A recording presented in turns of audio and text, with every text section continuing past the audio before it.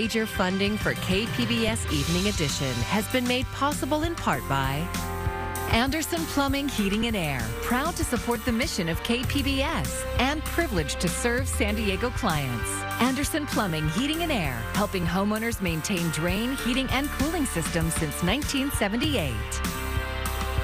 And by the Conrad Prebys Foundation, Darlene Marco Shiley, and by the following.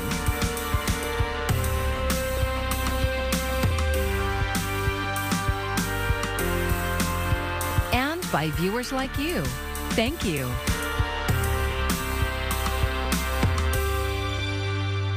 Good evening. It's Monday, December 27th. Thanks for joining us. I'm Amitha Sharma, in for Maya Trabulsi.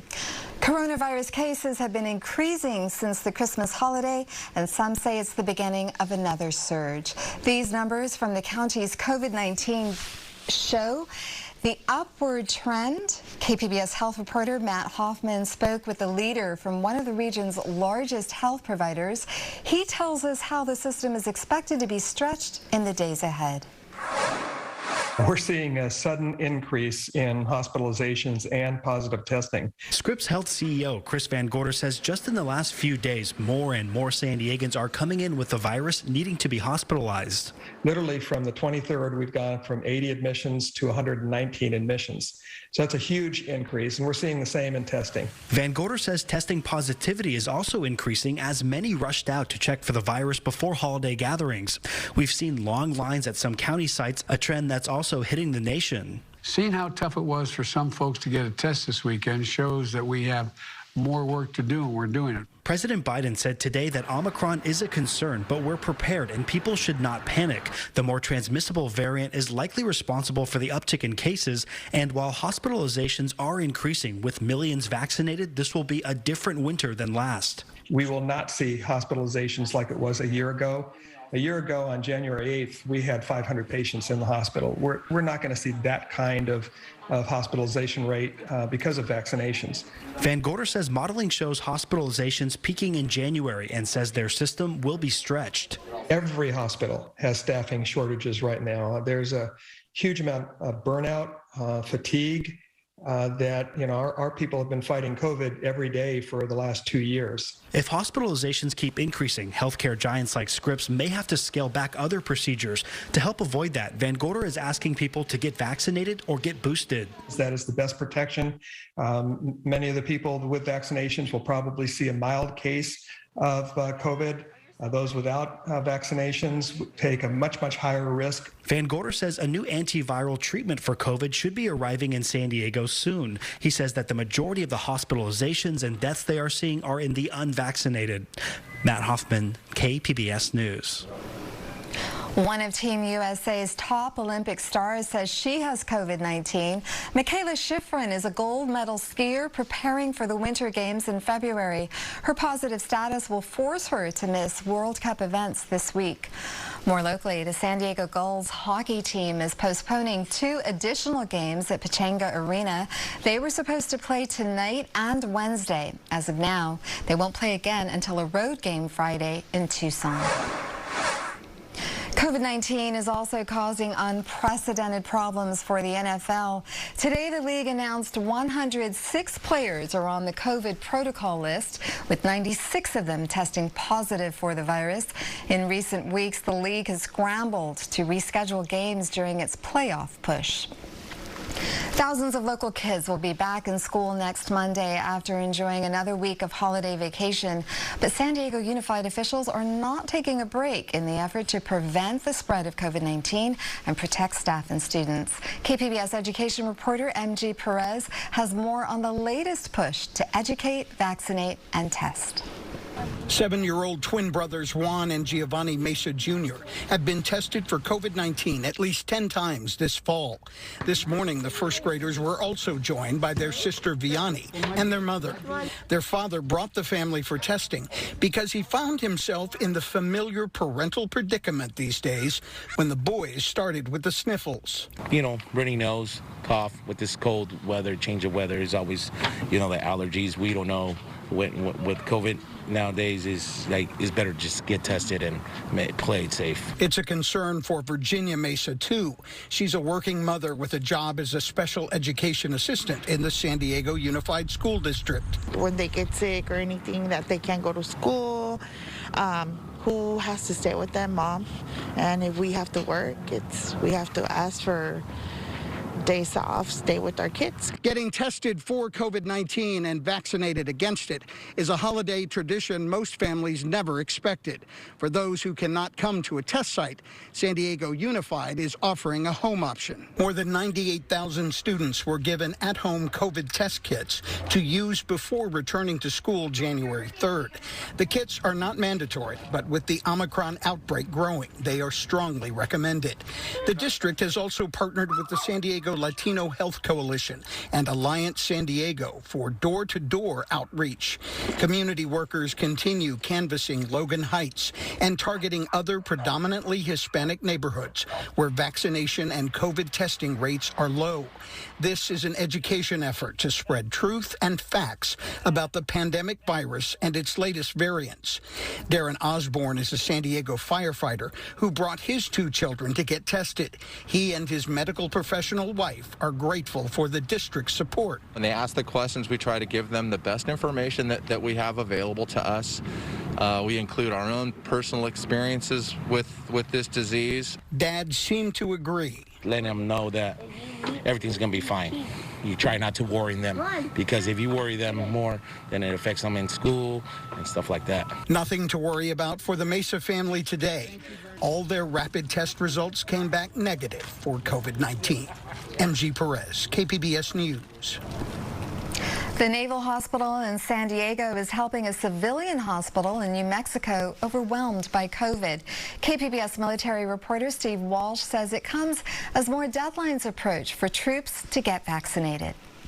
Starting in early December, the Navy Medicine Readiness and Training Command in San Diego sent a team of 20 to a hospital in New Mexico. The state has seen a spike in COVID-19 admissions. Other military teams have been dispatched to hospitals in Colorado and Michigan, which have seen similar spikes. President Biden said another 1,000 service members will be called up to help overburdened civilian hospitals around the country.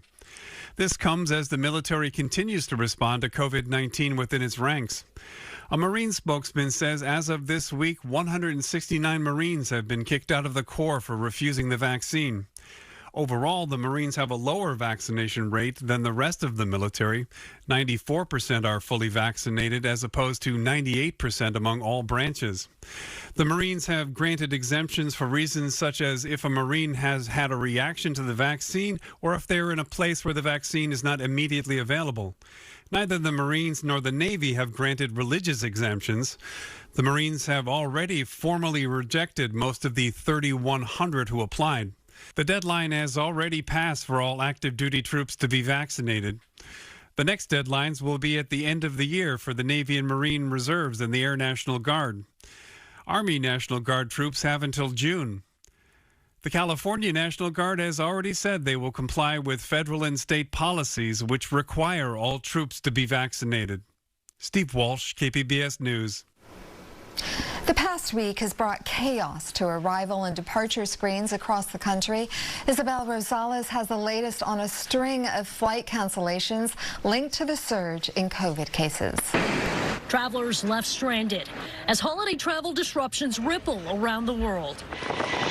According to tracking site FlightAware, more than 2,000 flights canceled globally Monday. We actually changed our flight to a nonstop flight in hopes of hopefully not having any cancellations. The Omicron variant striking airline crews during one of the busiest times of the year for air travel. By sea, at least 4 cruise ships denied entry from ports this week or prohibited from disembarking after positive COVID-19 cases aboard. When you're at sea, you can't go anywhere or get off the ship, so it kind of felt like we were kind of trapped, not knowing how many people had COVID. Demand for COVID-19 tests is soaring. I'm supposed to work this entire week, so I want to make sure that I do have the knowledge that I'm positive if that's the case. But availability, a challenge, as some pharmacies and test sites have run out. Daily case rates in the U.S. have surpassed Delta's surge, while hospitalization numbers remain relatively low. Omicron is a source of concern but it should not be a source of panic. Doctors expect the Omicron surge to grow in the U.S. Looking ahead to New Year's Eve, medical experts say small gatherings of fully vaccinated people are safe. But when you're talking about a New Year's Eve party, we have 30, 40, 50 people celebrating. You do not know the status of their vaccination. I would recommend strongly stay away from that this year. In Washington, Isabel Rosales, KPBS News. Chula Vista and the neighborhood of Claremont are overflowing with trash. That's because sanitation workers are still on strike. KPBS reporter Alexandra Rangel has more from the picket line in Chula Vista. In bright yellow jackets, with picket signs in hand, Republic Services workers in Chula Vista continued day 12 of their strike, demanding Republic Services to bargain in good faith with Teamsters Local 542. That union represents more than 200 Republic Services workers across the county that are asking for a fair contract. To me, it was very disrespectful. It was kind of a slap in the face. Donnie Castillo has been a driver with the company for 5 years. He says Republic Services and the union sat at the table on Christmas Eve, but the Christmas miracle they were hoping for didn't come through. Yeah, it's not moving anywhere. But hey, we're going to be here until we have a fair contract on the table that we believe is fair for us. Since workers went on strike on December 17th, residents and business owners who rely on trash pickup have been out of luck. Some neighborhoods are starting to see their garbage pile up. The trash is overflowing. Ricardo Ochoa says the overflowing trash at his apartment complex is unsanitary. But despite his frustration, he and his son held picket signs and marched in solidarity with the sanitation workers. They're putting their job on the line at a time when they should be home with families, that they're out here. The driver Castillo says Republic Services brought some outside help while contract negotiations continue. Right now, they are bringing in other workers from other parts of the country, other states. In a statement to customers, Republic Services apologized for the inconvenience and gave residents the option to take their trash to the landfill. Alexandra Rangel, KPBS News. The piney smell of Christmas trees will soon be gone in many homes as decorations get put away. KPBS North County reporter Tanya Thorne tells us Christmas tree recycling locations are now open for business. Christmas is over, so you got to take the tree down, so you're going to start taking the lights down. San Marcos resident Greg Henniker could have chopped up his Christmas tree and put it in his green waste bin, but he found an easier option. This is way easier because, our community, recycle bins and trash cans are always immensely packed right after Christmas. So you just strap the tree to the top of the Jeep and bring it down here. It's really easy. The waste company Edco has set up free Christmas tree recycling locations throughout the county. The San Marcos Senior Center is one of them. People can drop off their trees to be recycled from now until January 9th. Edco clients can also use tree curbside pickup, but the tree needs to be cut into pieces, and it can't have a stand, tinsel, or ornaments. Curbside tree pickups are free from now until January 10th on regular collection days. And as the holidays wrap up, Edco staff ask people to try not to create extra waste and recycle what they can. Tanya Thorne, KPBS News. As we wrap up 2021, we're revisiting some of our best feature reporting. This spring, KPBS investigative reporter Claire Tregeser talked to those who rely on CalFresh to feed their families and learned how hard it can be to keep that assistance. Pescado. Fish, well, salmon, which is at times very expensive. Maria Gonzalez de Ochoa stands outside her El Cajon apartment and talks about what she likes to buy with her CalFresh food stamps. El salmón. Salmon, fresh chicken, the green organic kind. We like the good stuff when it is available. The 74-year-old house cleaner finally got on the program in 2019. It took them a while to reply, but blessed be God, they did accept me. But I only lasted a mere 2 months. Within a matter of months, her elation had turned to disappointment. Gonzalez de Ochoa was told her benefits had stopped because a report was missing. However, she says that's not right. I called and asked them if they had received it, and they said yes. But towards the end of December, I called them, and they said that it had been suspended due to that paper. Right now, under the CalFresh program, which distributes food stamps paid for by the federal government, an individual will receive $234 a month, a temporary increase due to the COVID-19 pandemic. But this money comes with a number of strings attached. Every 6 months, recipients have to provide written proof of any and all changes to their employment status, family size, and living arrangements. They also have to submit to an interview, either in person or on the phone. If any of these steps are missed, the money stops. Households are 6 times more likely to leave the program in these months in which they have to jump through one of these paperwork hoops. Matt Unrath, a research fellow at UC Berkeley's California Policy Lab, says the complicated process regularly drives out CalFresh recipients who are still eligible for the program. In San Diego County and across the state, between half and 3/4 of the recipients who left the program were still eligible for the benefits, according to the study. We think that this has to do with understaffing and a lack of training. Anahid Braki is CEO of the San Diego Hunger Coalition, a nonprofit that helps people apply for CalFresh. She says there needs to be more county funding for caseworkers and call center operators who help people get their benefits.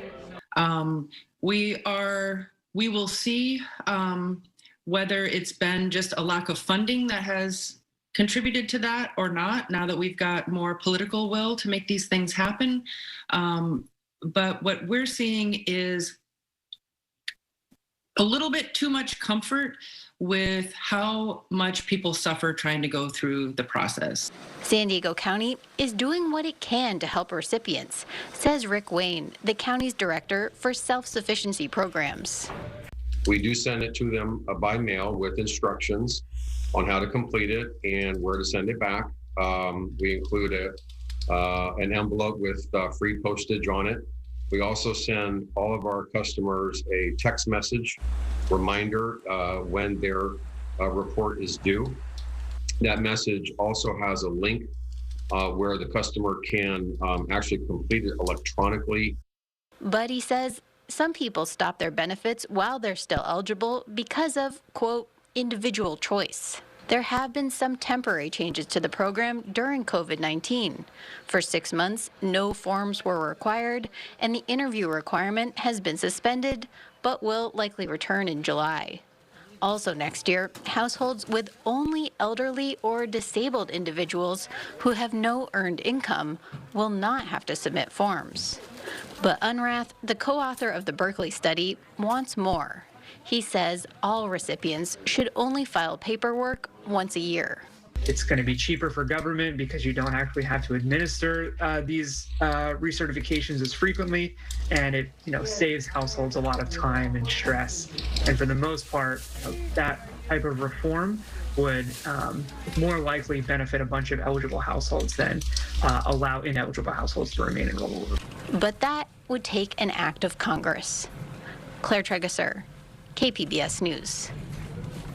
I'm Amna Nawaz. Tonight on the NewsHour, the pandemic persists. Amid holiday travel, hospitals battle a surge in Omicron cases around the country. That's coming up at 7 right after Evening Edition on KPBS.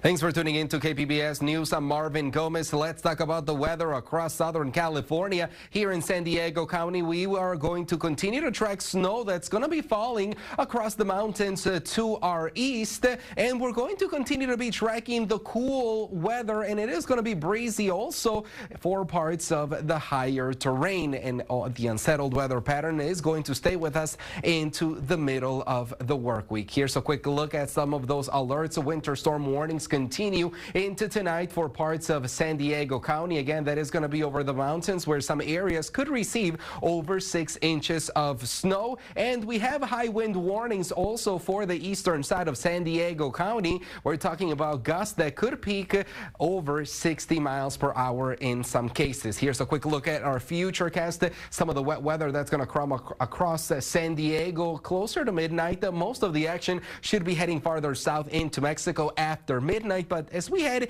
into our Tuesday, we will continue to track some onshore flow, which means there is the potential for some additional showers, not just for tonight along the coast, but also for tomorrow. Here's a quick look at tonight's forecast. Mount Laguna 29, you will have the snow. Borrego Springs at 46, a little bit of rain across your area as we take you into tomorrow afternoon. Notice those showers near Chula Vista. Temperatures here staying at 54 degrees, 58 for San Diego. As we head into our Wednesday, another storm system will once again bring soaking rain for central and southern California. Here's a quick look at the forecast along the coast in the upcoming days. Not a lot of sunshine for us, and temperatures trying to gradually warm up once again into the low 60s towards the end of the work week. As we talk about inland areas, we're going to need the umbrellas here as well. Cool with the rain for our Wednesday and Thursday. There may be some sunshine till next week. Now here's a quick look at the forecast for the mountains.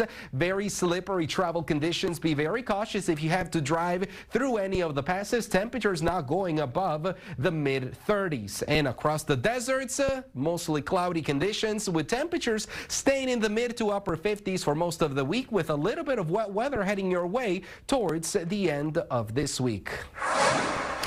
If you're heading out, be sure to bundle up. With a cold night expected, local shelters are expanding capacity. Extra space is being made at Father Joe's Villages and the San Diego Rescue Mission. Climate change and its effect on our weather is one of the big storylines of 2021. From California's drought to extreme storms across the country, few places were spared. Chris Wynn looks back on the stories that defined the past year. Weather in 2021 showed up in superlatives across the country. Hottest, coldest, wettest, driest, deadliest, and with hurricanes, one of the busiest. 21 named storms, including 7 hurricanes. Back-to-back storms, Henri and Ida, slammed the Northeast, shattering all-time rainfall records. In August, Henri weakened to a tropical storm, yet still drenched parts of the Northeast. That same week, a staggering amount of rain in Tennessee, unrelated to the hurricane, triggered flash flooding that killed at least 21 people. A 1-2 punch. Just days later, another hurricane came to do even more damage.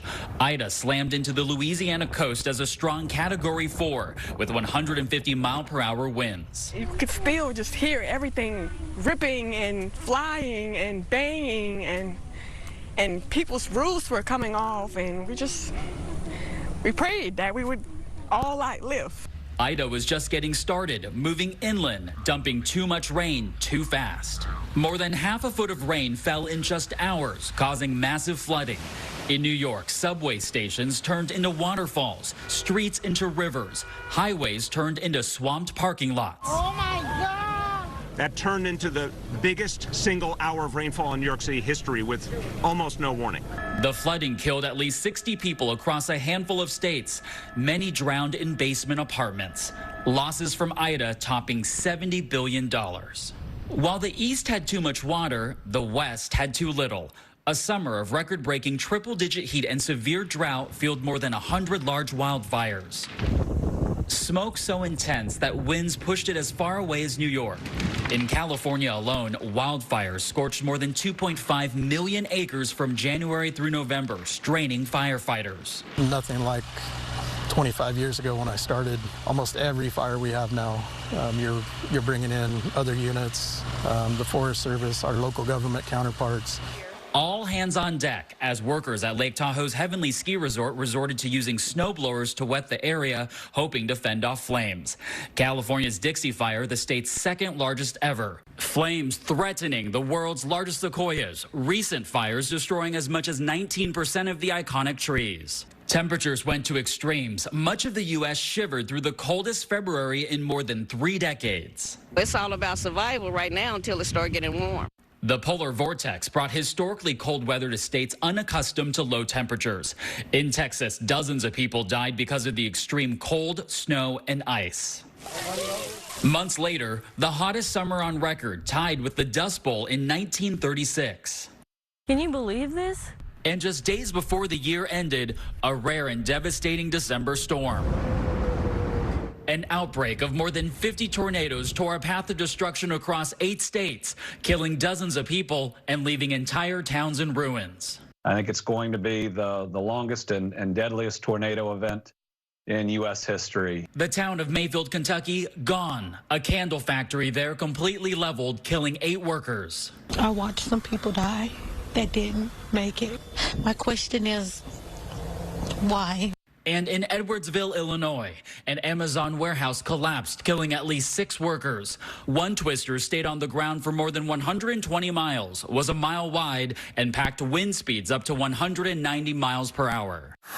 The drastic U.S. weather patterns mirrored around the globe, prompting this from the United Nations Secretary General. We face a stark choice. Either we stop it or it stops us. And it's time to say, enough. We are digging our own graves. A harsh warning about increasingly harsh weather. I'm Chris Wynn reporting. A big party to welcome the Holiday Bowl back to San Diego is just getting started. Tonight, the Snapdragon Bowl Bash and Concert is happening in the Gas Lamp. It's a benefit for Rady Children's Hospital. 80s bands, A Flock of Seagulls, and The English Beat are headliners. Tomorrow's Holiday Bowl parade will take place along Harbor Drive at 10 a.m. The Holiday Bowl game between North Carolina State and UCLA will be played tomorrow night at Petco Park. You can find tonight's stories on our website, kpbs.org.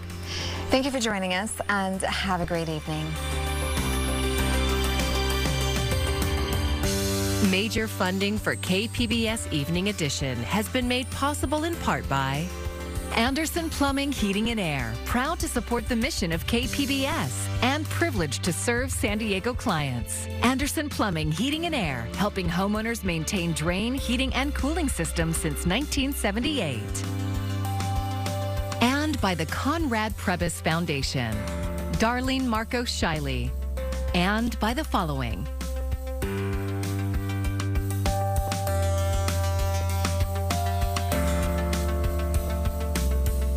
By viewers like you. Thank you.